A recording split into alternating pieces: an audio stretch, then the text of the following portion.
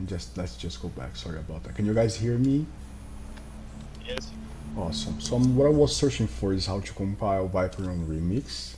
I wonder if that's possible. How to set up Remix local compiler, and they are showing a Vyper thing here. So let's just open Remix. Maybe that's available. Remix Ethereum, because then I can just test this. I know that it's possible to verify a Vyper smart contracts on Etherscan. So after we finish this, after we discover that, we're gonna go first a more complex smart contract, maybe defining some values and everything, and try to deploy it. Okay, so I have a few things going on here, and what I want to see is what happens if I come here and I create a file called hello world.vy. I like this. I like this very much. So it works. So let's go for Remix, because I think Remix is our best friend and is an online IDE. It's something an amazing combo. You guys know that you can run Remix locally on your own machines and everything. It even has different plugins. And I'm gonna do two things here. One thing I wanna do is well, try this. Let's see how we deploy, compile, do the whole thing. So let's just go for the compile here. And first thing, he's talking about Solidity, and I don't want Solidity, so I'm gonna go for advanced languages. Maybe you? No. I wonder if I cannot compile, I can only deploy this thing. Is that even possible? How do I? So he knows the contract, but doesn't compile it. That's it. There's no way to go around this.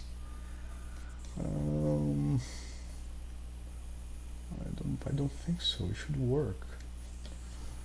Let's go on Google again.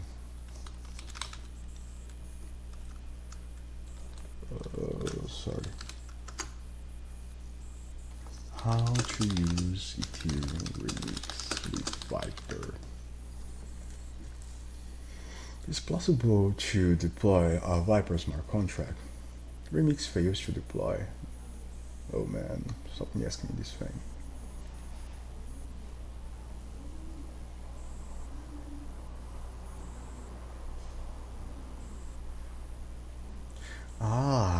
This is very interesting. So the way we do this, so we need to start a local. Go on. Go on. Bottom of the screen. Can you repeat? Can you repeat the question, Baggy? Sorry. We have to use plugin in Remix ID. There is the option in bottom of the left side Okay. above setting. Okay. So let's try to do this thing here. What I'm. Vyper compile. So there's an option Vyper compiler here. What is it? Can you write? Your mic is a little bit hard to understand. Can you write this on Burn EVM?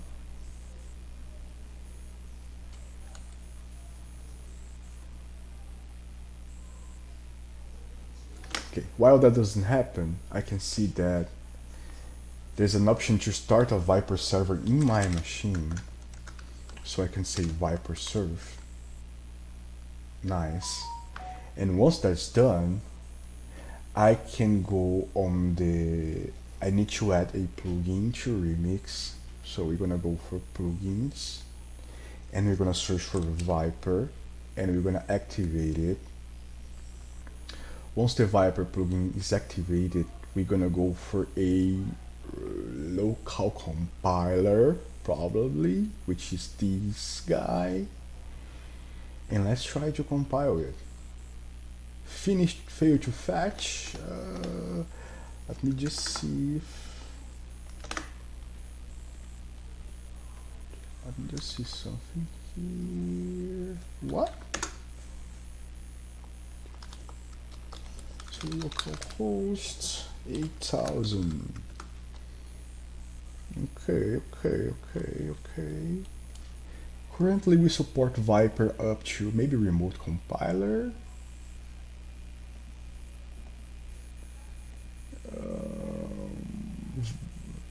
Version specification is not compatible. So maybe I need to remove these. Oh no, I need it's not compatible because these fail to fetch. Probably because I'm using Brave, you know. This is probably the problem. I'm gonna go to Chrome because Brave tends to block all fucking connections with everything. So let me go to Chrome and let me just open this, same thing. Let's try that from Chrome. Okay, let's just, yeah, accept it. Let's just close this. Okay, let's wait for Chrome to do his thing. Always slow, as we know. Okay, new file, hello world.vy. I'm gonna copy that from VS Code. So copied it. Now let's go back to Vyper. Add this here, and once again we're gonna add the plugin. It's good because we get to do it twice and it becomes more. And now we're gonna try the local compiler, and we're gonna try to compile it. Unexpected JSON input. Unexpected JSON. No, I don't want that. Oh, what's happening? Where's my files? I don't want that. Just the full workplace, contracts, Vyper, and compile. Do I have some different thing going on here now? No. I wonder what's the problem. Compile. Hi. Hey. Yeah, I can hear you. Can you hear? Do you know the problem? Unexpected end of JSON input. Probably because what I'm getting here. Compile. Can't listen your voice. What if I remove this compile thing? Fail to fetch. What if I do this? What if I do this? Probably is not the same. Doc type, not a valid JSON. So I don't really have this working, so maybe I close the compiler, I think. No, still running. Maybe let me remove this thing from here. Okay, let's go to Google. Always go to Google, don't battle too much. Fail to fetch, Vyper, Google. So this is reality when it comes to development. You're gonna try to do things and they're gonna work. You know, fail to fetch, Vyper,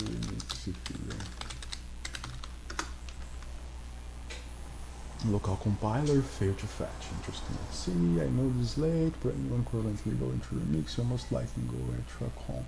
To fix this is quite simple. Just switch from local compiler to remote compiler. Maybe to use a remote compiler, I do need to use a maybe less. I need to use older versions, so maybe I need to stick with Vyper 2.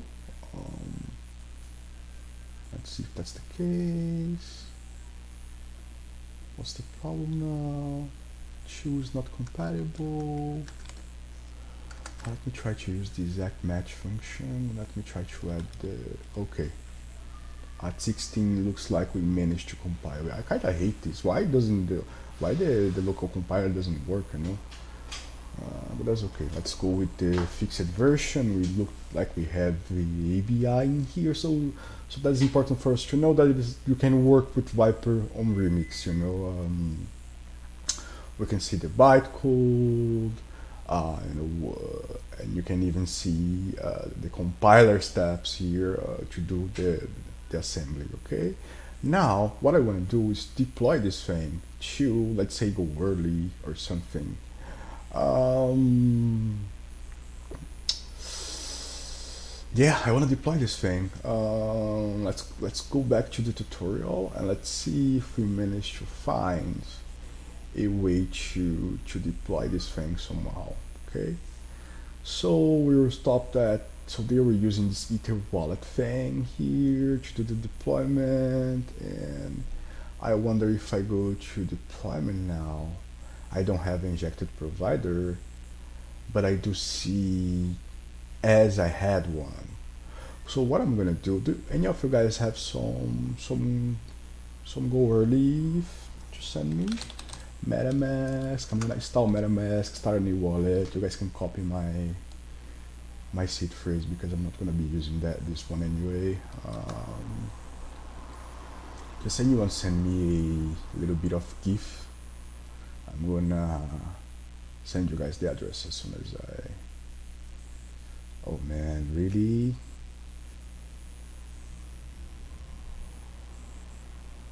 Okay, no, I don't want to turn on anything. Let's just open MetaMask really fast. And I'm gonna do this because I want to test the injected provider, but we could as well deploy this on the VM. And we could get the greet function just like Solidity. So this is beautiful, but I do want to see this on a real network, so then we can go for a more complex, maybe two smart contracts talking to each other, or maybe let's try to compare implementations of an execution code. We can put the same contract side by side with Solidity and compare how much gas and the final bytecode. This will be a very interesting exercise. So what I was doing right now is I was looking into the MetaMask thing, create a new wallet. I don't want to send anything. My password will be root,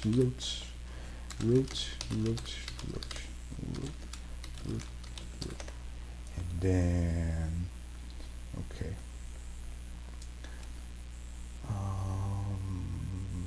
Recommend me later. I understand. I'm gonna fuck up. Okay. Next. Okay. Let's show the test nets. Show test net. Thank you very much for that.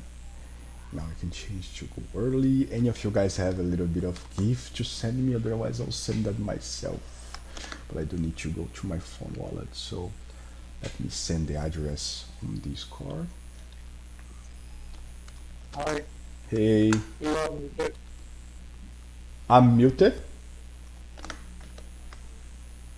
Hey guys, sorry. You are muted from last Okay. 5 minutes.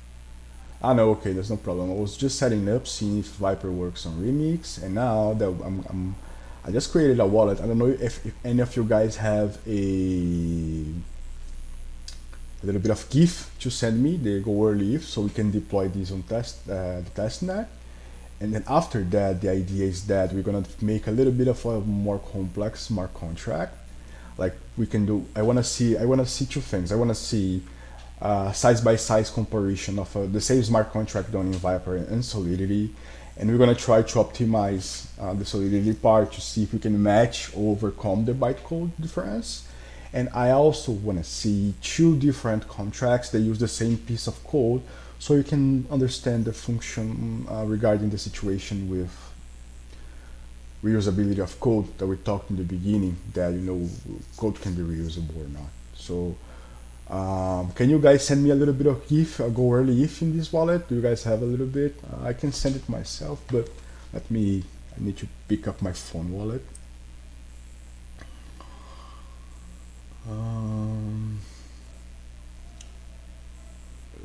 Copy text, MetaMask.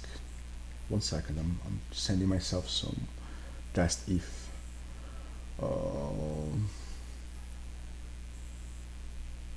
and then I wanna go for coverly. How do I change the network in this thing? Okay, here.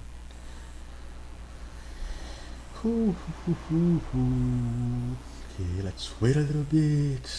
So Infura finally loads this thing. and I'm gonna send it at this address. Use maximum. Okay, just sent myself a little bit of code early, and the idea is we're gonna deploy this on testnet. We're gonna verify it. So I wanna see the whole process happening with Vyper, and then we're gonna go for a more complex smart contract, uh, um, and try maybe to even reproduce a vulnerable smart contract and attack on Vyper. But maybe this part will be the next session, so next Monday. But we still have things to do today. We still have almost 1 hour of class today. Class, no, research. Okay, so thank you guys. Thank you for the gift. Now I have this gift here.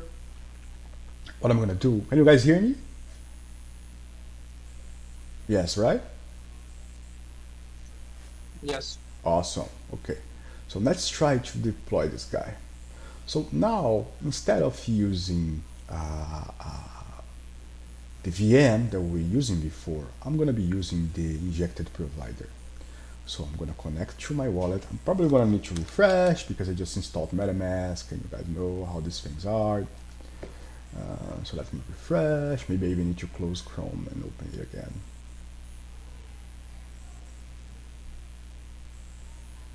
Yeah, let me just do that. That's okay. That's okay. We don't have to. There's no hush. We're not being paid. So let's just fucking go. So open Chrome again. Let's now wait for MetaMask to work.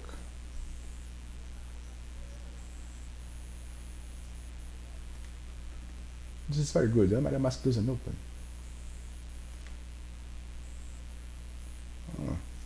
Very good, huh? Very fast.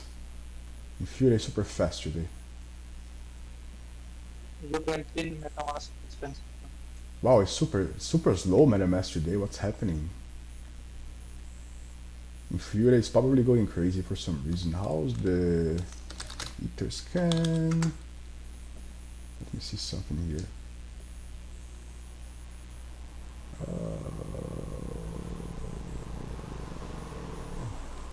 Ether scan dash tracker.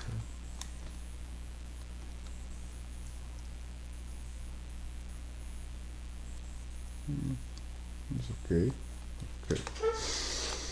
Okay, guys, let's go back. Now let's go for remix and let's deploy this beauty.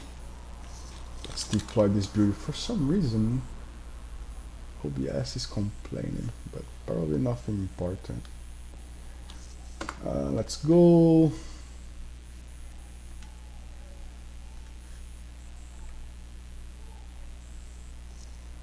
Hopefully, you know, we had caching from the last time, so the files.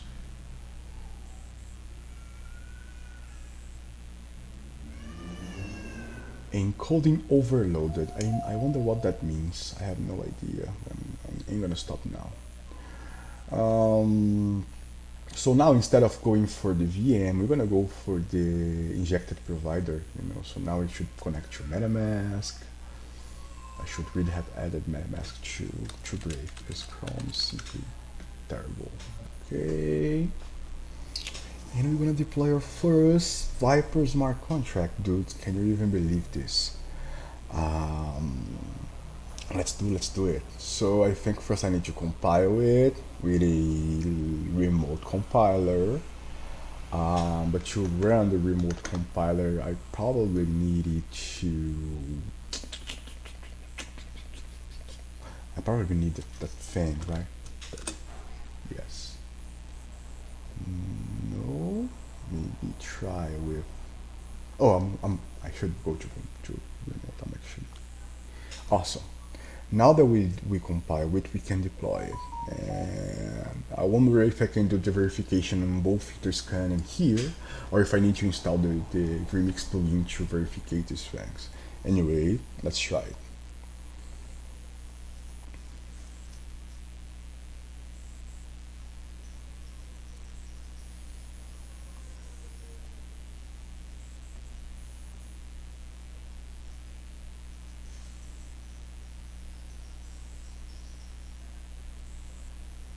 Perfect. We have a smart contract, guys. Can you believe this? Let's open it on Etherscan. And I wonder, I wonder how do we verify this thing, but we're gonna find out right now. Vyper is interesting, huh? It's not. It's interesting. I wonder if it gives you a lot of different things.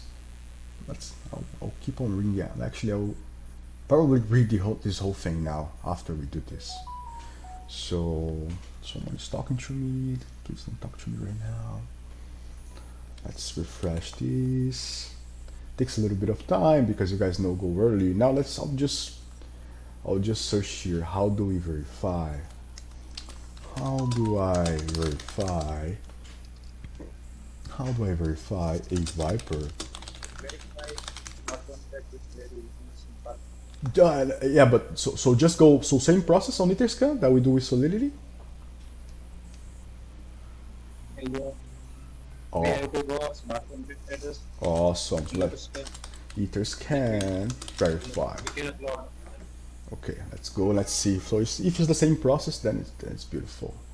Ah, I have Vyper here as a compiler. Interesting. And then I can say, okay, so this is the compiler version I'm using for the local, the remote compiler.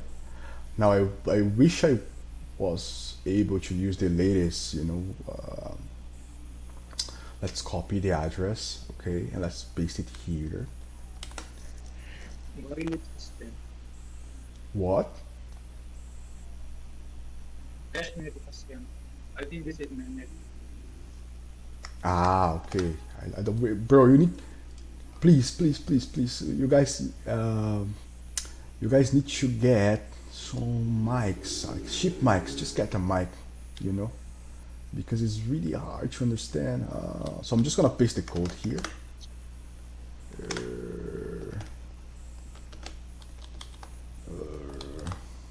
Okay, and we're gonna click it, and we're gonna say, think this is it. I don't see things such as the optimizer configuration. I don't see such things, and I also need to. Actually, I'm gonna deliver the wrong contract with the wrong function just to see how the error happens, and then we can go back and go for the right contract. And yeah, so it failed. Let's try now adjusting the version to see if that was really the problem. So let's pick our images with buses. I guess this is it. And verify. And still giving me an error. Ah, of course, I'm being really dumb and I'm trying to verify on mainnet. I should be verifying this on go early. So go early, Etherscan, verify. Same thing, okay? So we're gonna select the Vyper, and we're gonna select the function, the version. I wonder if I can just use, a different version, but that's okay. And let's go back to Remix. Here, let's copy the address. Let's paste it here. And let's go for the code. I'm not even gonna test if it's gonna fail or not. Just gonna paste it here. Is any relevant things here? No.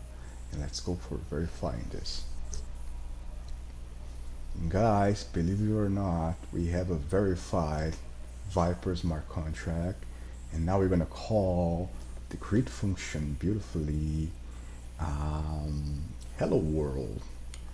Hello world. Let me just put this. I think this is nice. I'm gonna drop this on probably here. Then I can change it.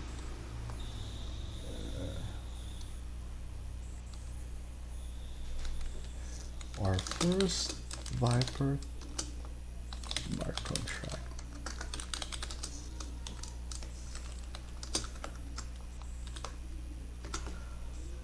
Okay, guys. Now we kind of know how the tooling works. We know how to compile. We know how to deploy. We know how to verify. Now let's dive in the detail itself part. Okay, so this is a little bit of a more not so entertaining piece. but will give us, the stuff we need to learn to build in the next contract that I want to do something a little bit more complex. So let's go for the documentation. So as an introductory example of a smart contract written in Vyper, we will begin with a simple open auction contract. As we dive into the code, it's important to remember that all Vyper syntax is valid Python 3 syntax. However, not all Python 3 syntax is available in Vyper. Very important piece of information. I do think we need a place to store, to make notes, about these things, but I'm gonna think on that better later. So let's go back. In this contract, we will be looking at a simple auction contract where participants can submit bids during a limited time period. When the auction ends, a predetermined beneficiary will receive the amount of the highest bid. Okay. So pretty much, some sort of pre-sale thing. So we know that the contract name is probably the file name. So let's start straight from the variables. So we have 3 public variables, the beneficiary, start and end. Interesting point here, we're dealing with time and we're using public, so there's no special time thing, at least at this level, which is kind of like Solidity 2, right? We just used uint 256 for everything. And I'm seeing something else interesting here.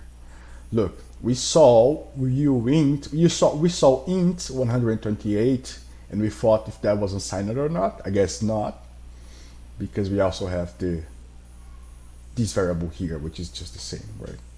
So we have the variable for the highest bidder, and we have the variable for the highest bid, and then we have a Boolean variable for this is over or not. Then we have a pending returns. So this is a mapping. Interesting, because we use a hash map to declare this. So keep track of refunded bids so we can follow the withdrawal pattern. Okay, the withdrawal pattern is you never send money from a contract to someone. You always let that person itself withdraw, so that person pays whatever fees and the contract is just more efficient. So let's start with the create an auction function. Let me just see if I can get the whole, no. Man, okay. So the function is create, actually this is the constructor. Let's see what the constructor does, okay? We get all these parameters. So we get the address of the beneficiary, the date, the starting date, and the bidding time. So how long people will be able to be bidding on that. And create a simple auction with auction start, bidding time, seconds bidding time on behalf of the beneficiary asset. Okay, so for how long that person will be accepting bids. So we set everything and then we calculate the end. This is just like Solidity 2. So we calculate the end by calculating the start that was sent as a uint, probably a timestamp, plus whatever, how many seconds the bidding time will be. And there is an error, there's in the constructor here, also interesting, because I cannot deploy that if I send a timestamp that is no bigger than the auction end.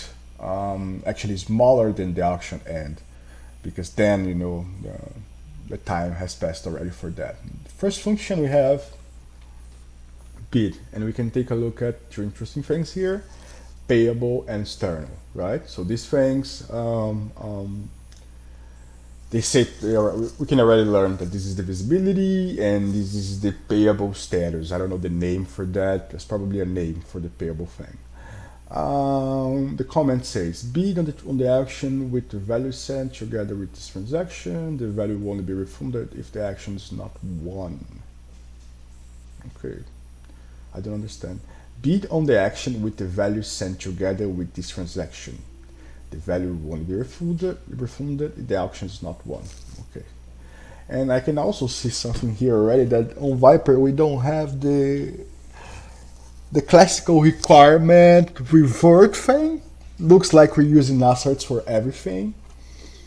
I mean, we have require and assert right with solidity. Now here we have pretty much assert. So we first seeing if the time is compatible. So it's still time to start this auction, to accept bids for it.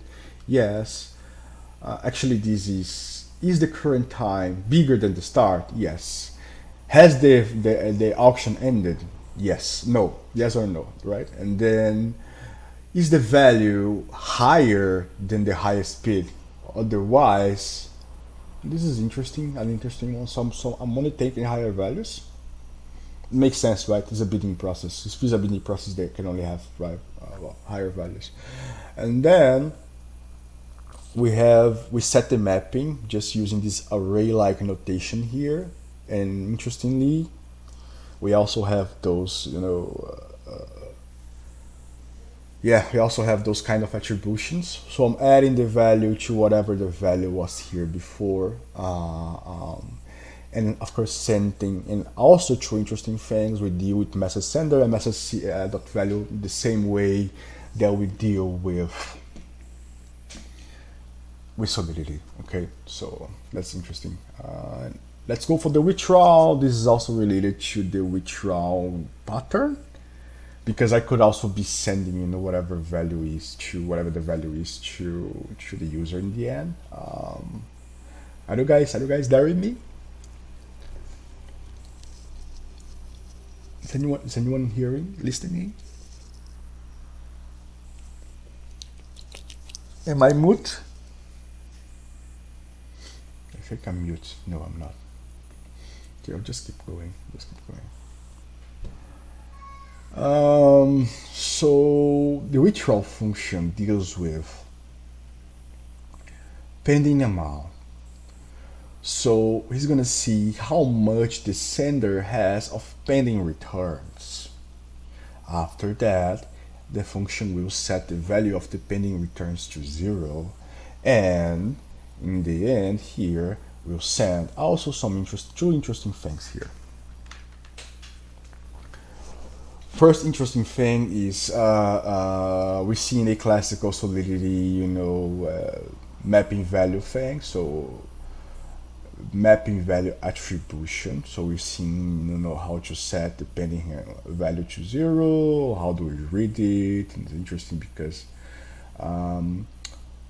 we are creating a variable to read that information.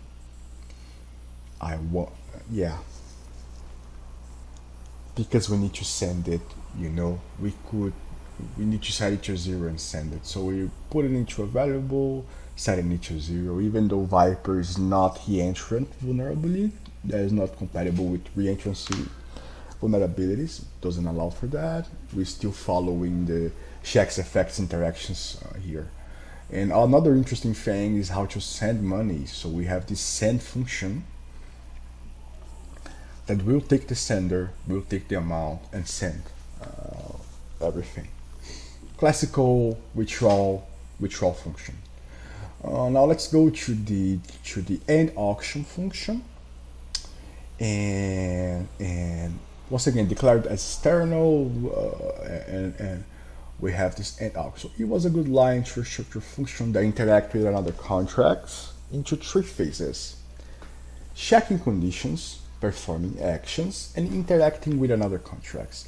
If these phases are mixed up, other contracts could call back into the current contract and modify the state, to be performed multiple times. If the functions called internally interaction with a contract, sorry guys, sorry.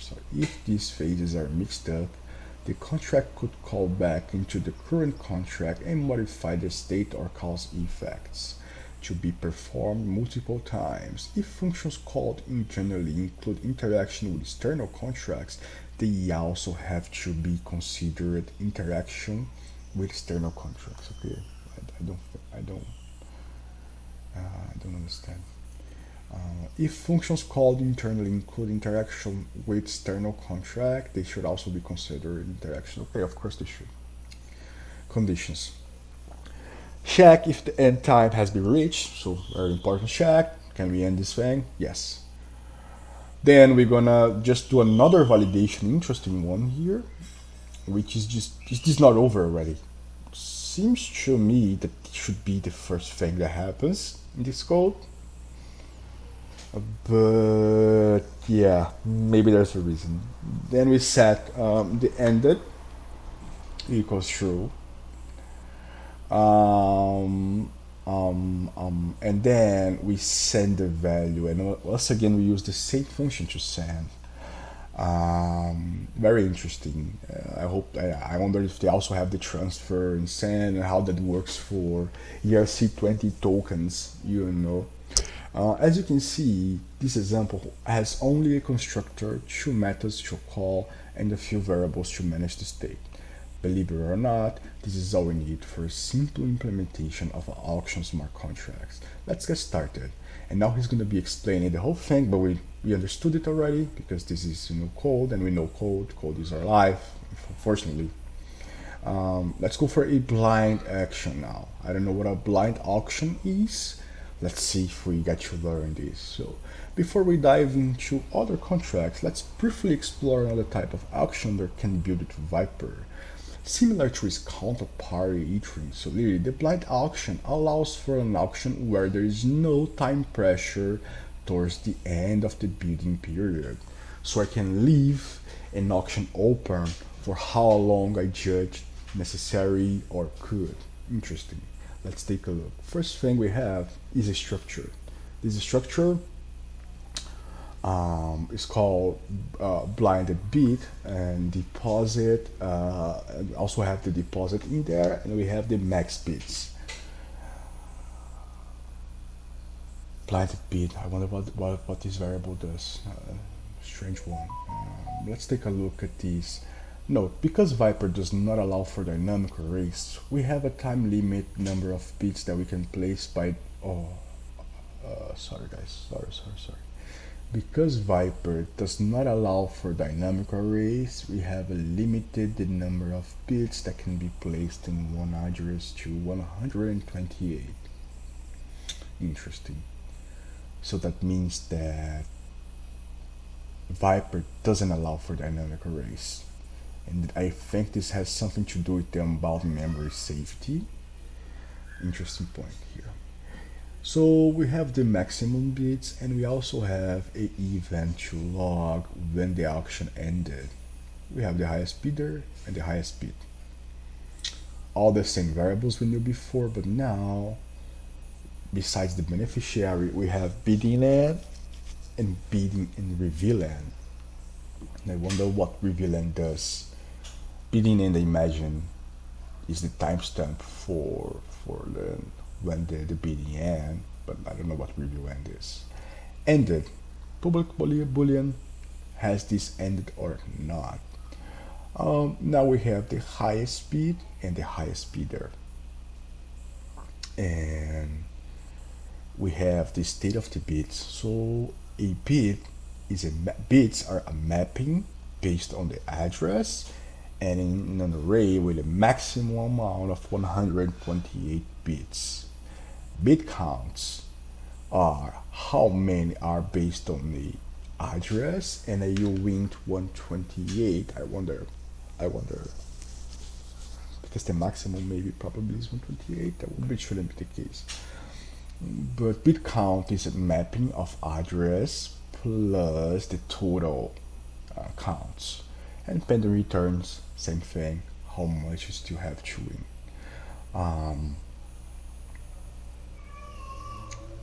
Bidding time.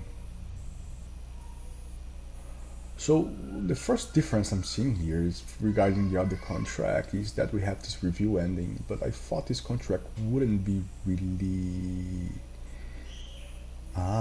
So I guess the way this works is I have a bidding end, which is whatever my bidding time is, but after the bid ends, I have this review time, so create a blinded action with being in. Why this is blind? Why use the term blind? What is a blind auction? Oh, I hate this thing. Let me ask this to ChatGPT. It's better, isn't it? Let's go for Google. Fuck it. What is blind bidding? What is blind bidding? When blind bidding is enabled for an item, the number of winners will be determined by the numbers of available quantities. Bidding, this is terrible. Blind Dutch auction. Unlike a traditional auction where only the highest bidder wins, in a blind Dutch auction works by matching the highest bid to the quantity of the product available. For example, if we're selling 100 units to the top, 100 bids, the lowest, okay, so I can have, I can have a lot of beneficiaries and a lot of big bids, I guess. Let's just keep going with this,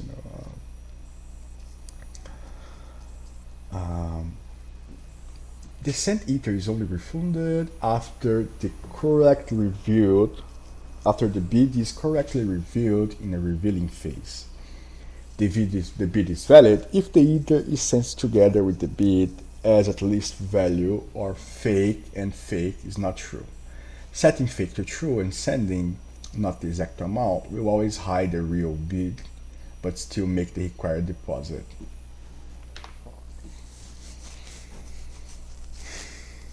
I don't understand.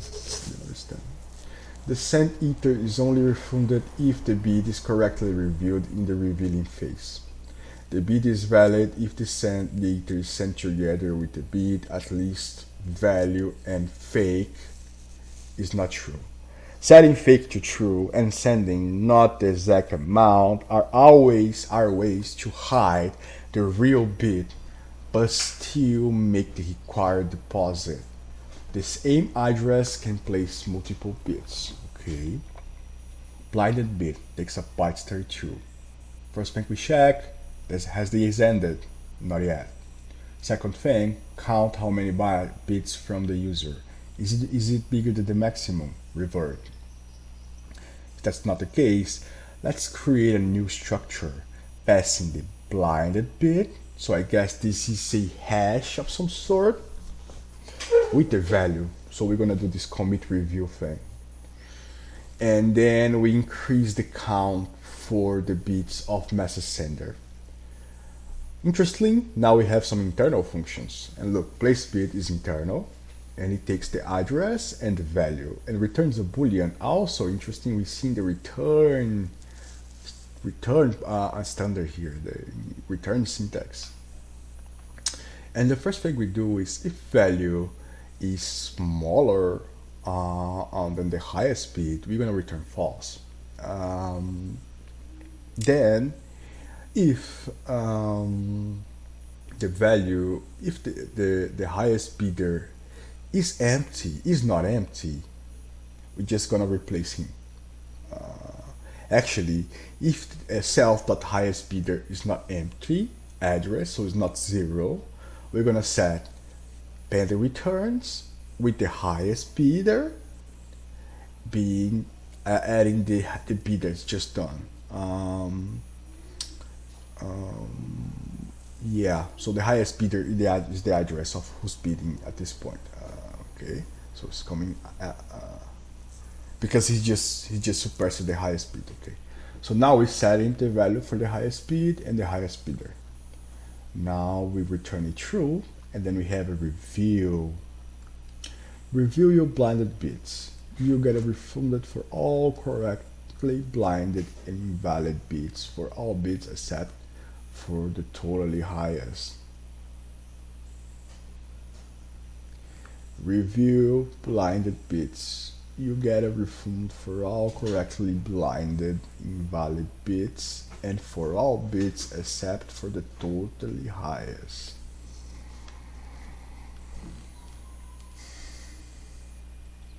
We need to work on this Vyper documentation. We need to make it better examples. External review. We pass in the number of bits. We pass in the values. We pass in how many, if this is how many are fakes or not, and we pass in the secrets. The secret is a byte.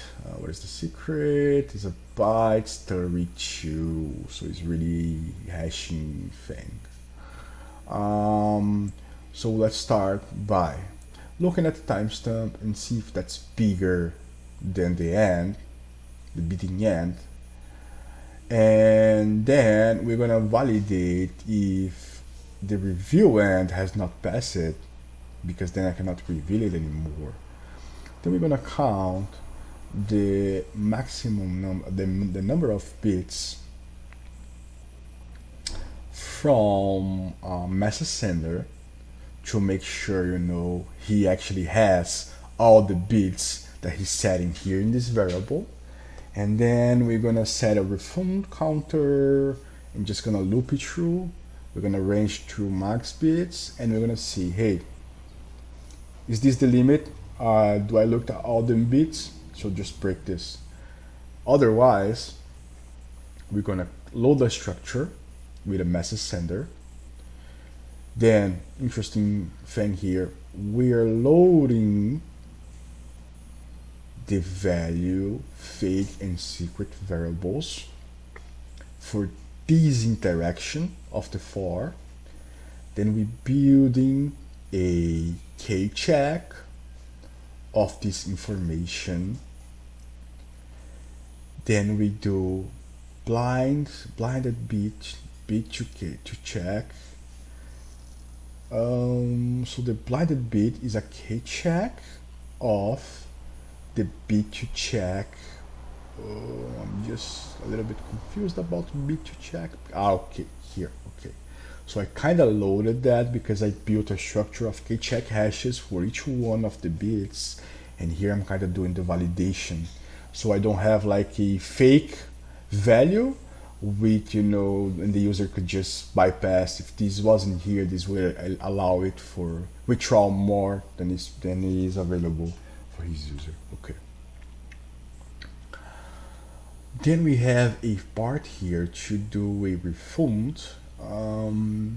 So bit to check plus deposit is the value of refund if not fake, and bit to check dot deposit is bigger than the value. We're just gonna place a new bit, and we're gonna refund whatever is the difference from the value. So first we get the deposit, we place a new bit, and then we calculate the value that we bid less how much was deposited to give the user some money back. Once again, we create a zero empty 32 bytes array, and then we create a bit to check blinded bit. Also, we just setting this variable of this type, I guess, or this is actually a variable that's being set here and defined here. If refund is not zero, send the refund. Okay, this is a little bit confusing, to be honest with you guys, but we're gonna understand this very soon. Let's remove the bit, and how we do that, we do a penny amount. So we read the mapping, we see if the value of the mapping is bigger than zero. Something very interesting I'm seeing here, I'm not seeing those strange numbers from Solidity with all the decimals. I really like that. Then we send. So we send the penny amount to the message sender, and we do the auction, and interestingly, all external functions. So we have a block timestamp dot review end. We look if it's not ended. We send an event. This is also interesting, just to emit the event. I use a log function. That's really interesting. We set it to end equals true, and then we send the difference. This is really nice. Are you guys still there with me? Maybe yes, maybe yes. Only God knows. But will conclude our first Vyper section. I hope you guys liked it. So we went through how to use Remix with Vyper, how to run the Vyper server locally, how to compile and deploy a smart contract, how to validate a smart contract, Vyper syntax, and we are just now looking at different bidding processes on Vyper. For the next Monday, we're gonna. This is all being recorded, and for the next Monday, we're gonna pick up the way I wanted to do this was in a really loose way, in the sense that you can get to any video and you're gonna be able to learn just by the video. I don't want to do something that is chained. So, but for the next lesson, we're gonna go for more Vyper contracts, but more complex ones, using maybe delegate calls, interfaces, and maybe let's even try to implement the ACTF of vulnerable contract and the attack contract on Vyper. It was really nice to have you guys here, and also we have in 1 hour from now.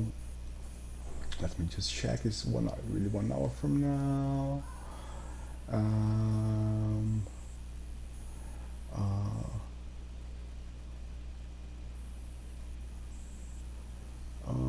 So 1 hour from now, we're gonna have reproducing exploits, which means that we're gonna go over some big exploit, and we're gonna read how it happened, and we're gonna see if we can fork the chain with Foundry and try to re-implement that. Okay, guys, thank you for being here. This will happen every Monday. We have things tomorrow, we have things Wednesday, we have things Tuesday, and we also have an interview in 28 hours of EVM on Friday.